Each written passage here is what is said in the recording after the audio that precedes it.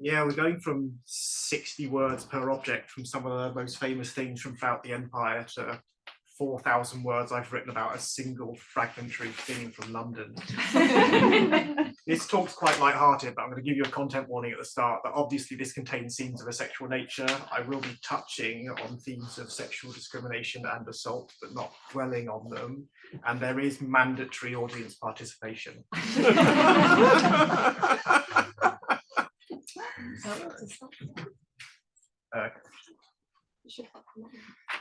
In 2018, MOLA carried out excavations in northwestern Southwark at the site of Bank End, approximately here in the Roman city, revealing a sequence of occupations spanning the Iron Age to post-medieval periods and including an assemblage of about 40 Iron Age and Roman objects. Amongst these was an object so shocking that audiences gasped at the sight of it. I knew you weren't going to do it, so we'll try again. Audiences gasp at the sight of it. What we have here is the discus of an oil lamp. When complete, it would have resembled this one from southern France. The lamp depicts a nude heterosexual couple of what Vichetic describes as idealized proportions having sex on a bed. The male lies face up on a pillow. His right arm, barely visible in the background. Can I indicate with this thing?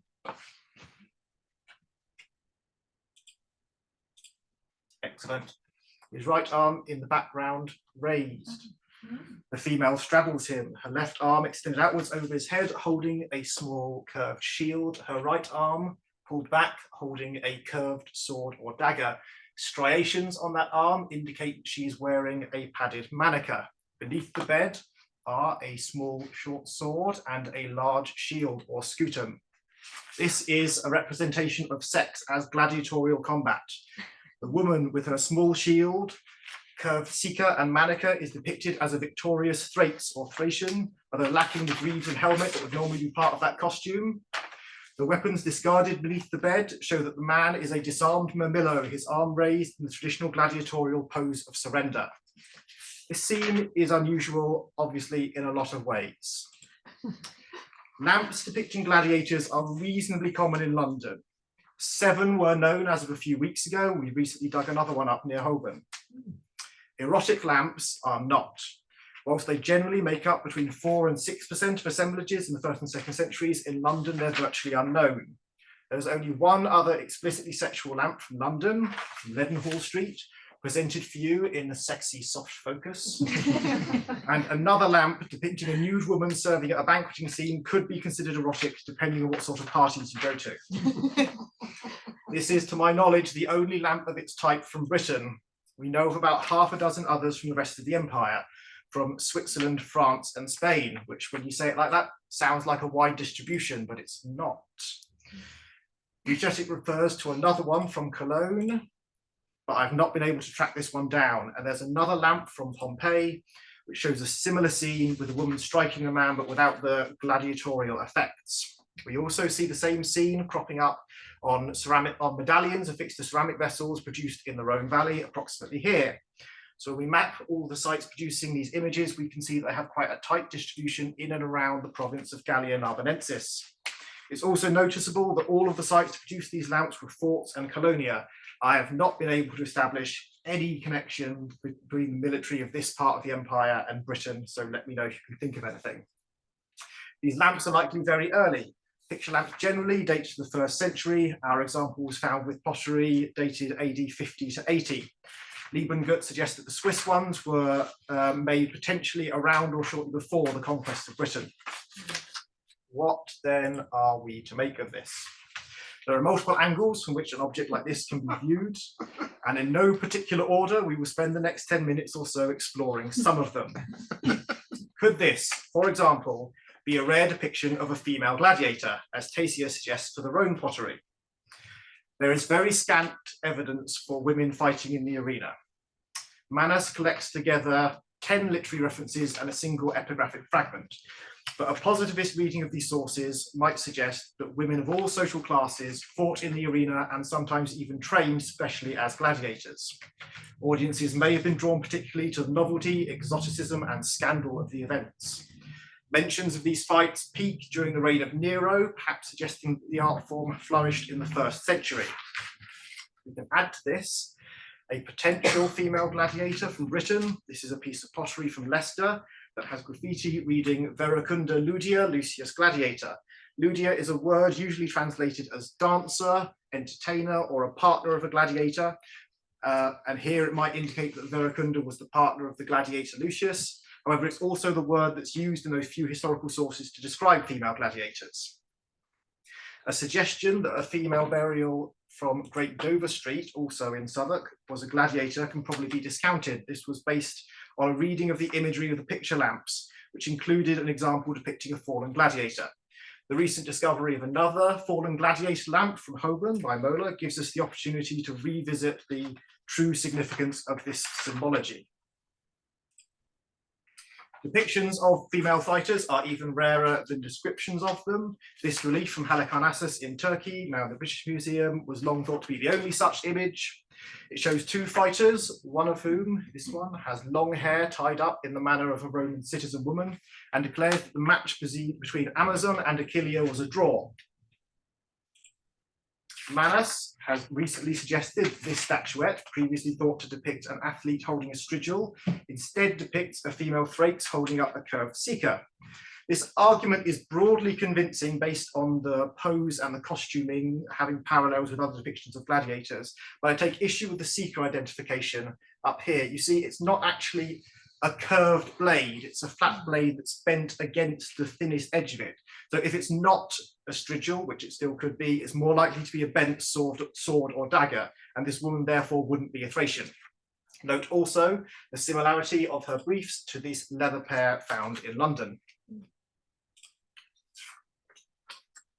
Tacia suggests that this image of a Roman vessel was intended to show a real female gladiator. They suggest that, like their male counterparts and other entertainers in the Roman world, they would also have participated in sex work where, quote, a dominating warrior could also evoke the fantasies of certain clients. Support for this may once have existed in a now lost Roman vessel, which reportedly, known only from some poor quality illustrations, reportedly showed a couple in this position in which the woman was armed with a sword. The man exclaims, "You have conquered, mistress," to which the woman bluntly replies, "Give me my money." These images on lamps and pottery are broadly contemporary with the peak of references we have to female gladiators, which may suggest they were based in reality. However, unlike the Roman images discussed by Tacia, in our lamp, both parties are dressed as gladiators. We could therefore be looking at a gladiatorial couple, a glimpse into the private life of Veracunda and Lucius, but I would prefer to interpret the scene less literally. Amongst the Roman vessels, there are other images that conflate sex and sport. This scene, for example, shows the man presenting a woman with a wreath and palm branch. The caption has him declaring her the victor. He uses the word Nika for victory, which is taken from the Greek and was specifically associated with the circus and amphitheatre, underlining how this is meant to be a parody of a victorious chariot racing team, where he evidently is the chariot. In Roman sources, we read of love being compared to war, a harsh trial to be endured by a male soldier of love. In this conception, sex might be seen as the reward for enduring these trials or the motivation for going through them. But in these lamps and pots, we see something different, where sex is not a prize, but a fresh competition, and one which the woman frequently wins. For Thury, this scene is not merely competitive, but sadomasochistic. The pleasure comes not from the fight, but from being defeated. For Thury, this is a depiction of real sexual practice, or at least desired practice, where the gladiatorial aspect is a fetishized costume. Possibly this becomes the earliest image of sadomasochistic sexual practice in the world. There are aspects of modern sadomasochism at play. In this and similar images, the male is depicted in the defeated or submissive role, the female in the dominant. This is also the dynamic most frequently attested in modern sadomasochism, particularly what I'm going to call transactional sadomasochism. The parallels drawn with the arena and the use of weapons indicate a level of threat and violence. Bucetic notes that such clear elements of danger aren't even part of canonical depictions of rape in Roman art. Thury makes much of the role reversal of the image, where the usually dominant Roman male is forced to submit. The use of weapons feeds into this and can be read as what McClintock describes as a theatrical exercise in social contradiction, with the weapons being wielded by a woman who wouldn't normally be allowed to do so. In Thury's model, this scene was created to express or relieve innate sexual desire. They interpret the masochism in this scene as an anxious male response to the increasing empowerment of Roman women. Bucetic, focusing on the military associations of these objects, interprets the scene as reflecting the contradictions experienced by Italo-Roman soldiers, simultaneously having power over local populations and being subordinated within the military hierarchy. We could suggest other interpretations of this based on modern literature on sadomasochism, seeing this as a fantasy or practice where submission allows the male to express and enjoy aspects of the character that could not normally be expressed within Roman society. But one thing that all of these views have in common is that they fundamentally privilege the male experience as the key element of the scene and the male gaze as the lens through which it should be viewed. The focus in the literature has been entirely on the masochist and not the sadist. Much of the existing literature on these objects assumes a form of sexlessness on behalf of Roman women. In particular, citizen women are seen as sheltered and controlled. Their experiences are contrasted with those of lower class freed women and slaves. In examining Roman sexual relations, obviously we need to remember that these were the ideals expressed in the writings of elite men, not reality, and even strictly enforced social norms will encounter resistance and subversion. We don't have to look very far to see this falling apart. We can read in Juvenal documentation of, there is much documentation of the sexual appeal of gladiators to Roman women, and in Juvenal satires we can read about Epia, a sexually adventurous woman who risked life and reputation for gratification with her gladiator lover, taking a dangerous sea voyage and besting men for bravery in the process. So if we change our perspective, we could see a scenario in which the woman gains and exercises power, even enacts violence. Appealing things, we can all agree. If we accept that these are not supposed to be real gladiators and see it instead as sexual role play, we could also note that fantasies involving these elements are more commonly documented in modern women than men. Gladiators were predominantly male, and the woman could therefore be taking on elements of transvesticism. Both the simple switching of gender roles and more complete subversions of the idea of gender are documented parts of modern fetish culture. Alternatively, if we accept that female gladiators have captured the contemporary zeitgeist, we could see this as more straightforward role play, adopting the costume and role of a group of people who may well have been admired for their courage, skill, and defiance of social norms. Take a drink.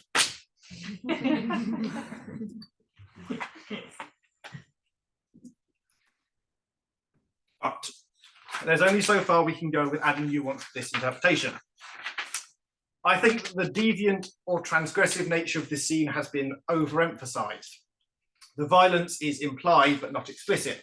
Any Roman who actually visited the arena would see much worse and in an entirely socially acceptable setting. You could find more explicit sex in London on novelty tableware. Fundamentally, this lamp depicts a typical idealized male-female couple in a very common sexual position and in a typical setting. Why should we see this lamp in the center as being so much more deviant than the ones on either side, which contain all of the elements within it? Moreover, Thury's model of sadomasochism is ultimately derived from 19th century pathological definitions, which treat sexual preferences as innate deviancies. We could instead turn to Burns' concept of aesthetic sexuality, in which sexual practices are not pure reflections of deep-seated desires, but can be consciously employed to create and demonstrate taste, ethics, and lifestyle choices in a process of self-fashioning. Without meaning to diminish the centrality of uncontrolled sexual feeling to personhood, I think this is a better way of viewing erotic images. Fundamentally, this is a mass-produced object, not an image beamed to us directly from the Roman mind. These lamps were offered for sale alongside other more common images, and selecting and using one was therefore a consumer choice. The surviving examples differ from each other enough to show that multiple molds were used and therefore maybe multiple producers. So the images are not therefore the fantasy of an individual, but trope-laden images with a broad, if admittedly regionalized circulation. If we see the image not as an image unto itself, but as a combination of tropes, it starts to make more sense. Both gladiatorial combat and erotic scenes are common both on lamps and their own pottery. You can see examples here. The two are also directly linked on some ceramic vessels that have gladiatorial scenes on one side and erotic scenes on the other. So despite the rarity of this scene, this conflation of images would have made a lot of sense to a contemporary audience familiar with the broader material culture within which it existed. Jacobelli sees the juxtaposition of scenes not as a representation of sexual practice, but as a joke. The humour is undeniable in the Rhone pottery. You can hear the laughter in the room. Additional captions and puns add humorous asides to these images. If we return to this gladiatorial scene, we can see that the phrase "Orte scutus est" is around the top. This translates as something like, "Indeed, it's really a shield," or "Great, it's a big shield." Thury suggests that the word shield may have been a euphemism for the female sexual organ, and the reading could therefore be something along the lines of, "Now that's what I call a vagina." Pause for laughter to die down. Humour can be dismissed in academia as something, but has historic weight.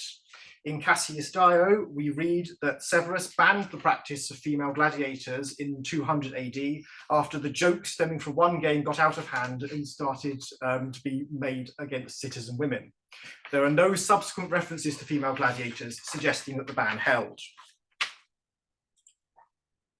Fundamentally, the meaning of this lamp will have varied depending on the context in which it was used. So to finish up, I'd like to consider this image in its material and social context. We've already seen that lamps of this type have a strong military association. Notwithstanding the ongoing debate about whether London started as a Claudian period fort, there is no evidence for a military installation in the city in the first decades of its occupation. A catalogue of the military finds from London has been in preparation since 1986. That's 3 years longer than I've been alive. So our knowledge of the portable evidence of military presence is limited. Nevertheless, scatters of military artifacts show that soldiers were always present, and Southwark has been noted for its concentration of first century military equipment. At the Bank End site, we had a small contemporary military assemblage, including a lorica fitting, a chest hook from a set of chainmail, and a spacer bead from cavalry harness. Oh, that's the site. Have a look in the next Journal of Roman Military Equipment Studies for a short note on this and what it tells us about Roman attitudes to dolphins. Perhaps relatedly, there's a dearth of evidence for women in the early city. Roman-style female dress accessories like hairpins are absent at Bank End and are only found in low numbers in other first-century assemblages in the city. London's early cemeteries are also dominated by men. This suggests that there was a genuine population imbalance in the early city. At Bank End, textiles working tools of Iron Age type could either indicate pre-Roman settlement or the presence of women adhering to Iron Age lifestyles in the early city. The tip of a Latin-style scabbard could also reinforce the suggestion of earlier settlement and suggest that Southwark had some military significance prior to the conquest. This suggests to me that the lamp likely had a male military audience. If the lamp's owner had travelled to London from the Mediterranean, they would have been familiar with gladiatorial combat. This in itself may have been a cultural fault line amongst London's early inhabitants. The city would get its first wooden amphitheatre in AD 70, potentially post-dating the lamp's deposition. It is possible that these lamps were associated with brothels, which we might expect to be common on sites with military presence but few local women. Burning lamps may have been indicators of a brothel, and lamps have been found in large numbers in brothel buildings in Rome and Pompeii. The Rhone Valley vessels are also suggested by Berg to have been used as bathing vessels, particularly in a brothel context. Here, the images might have served a didactic function, communicating novel sexual practice, a function that is also sometimes given to the so-called brothel tokens, an example of which was also recently found in London.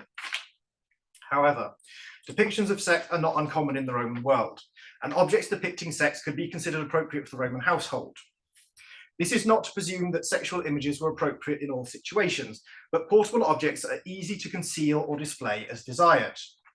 I've had a lamp in my pocket this whole time, and none of you knew about it. I'm holding it up right now, and I bet that none of you can even see what it shows. They're therefore very suited to being selectively employed to create a desired sexual aesthetic when the user deemed it appropriate. Given the rarity of this scene and the potential unfamiliarity of some of London's inhabitants of the tropes it drew on, this could have been a strong or polarizing image.